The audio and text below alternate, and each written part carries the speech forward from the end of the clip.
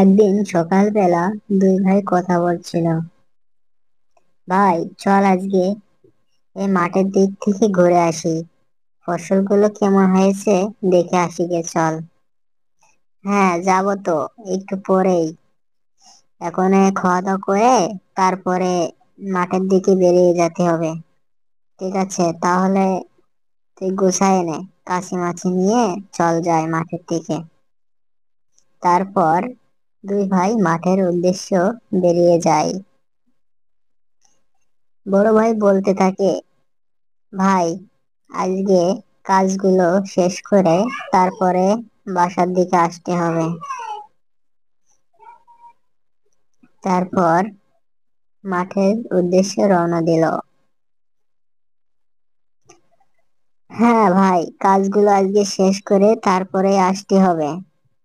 যাই হোক, মাঠে যে কাজ করে গিয়ে মন দিয়ে, চল। ভাই, এবারে ফসলগুলো তো ভালোই হয়েছে দেখতেছি, এগুলো বাজারে নিয়ে যেতে হবে।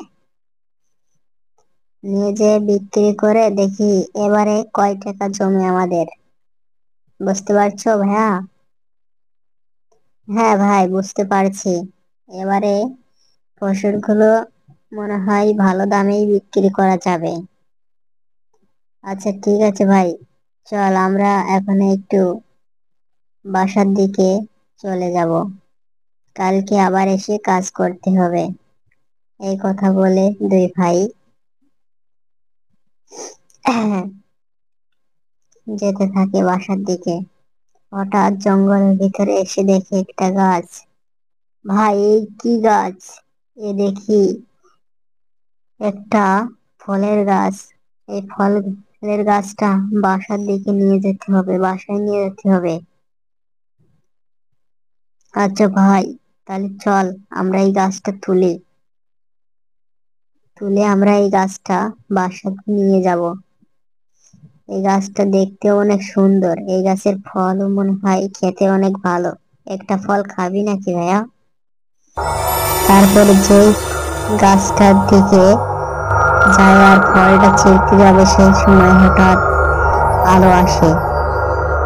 ভাই, এ কি হচ্ছে? এ কি ভূতের গাছ নাকি? বুঝতে পারছি না। হঠাৎ তার সামনে একটা জিন চলে আসে। এই, তোরা আমাদের এইভাবে জ্বালাচ্ছিস কেন? আমি এখানে গাছে ছিলাম, তোরা আমার ঘুম নষ্ট করেছিস, তোকে আজকে আমি ছাড়বো না। বন্ধুরা, পরবর্তী ভিডিও চ্যানেলটি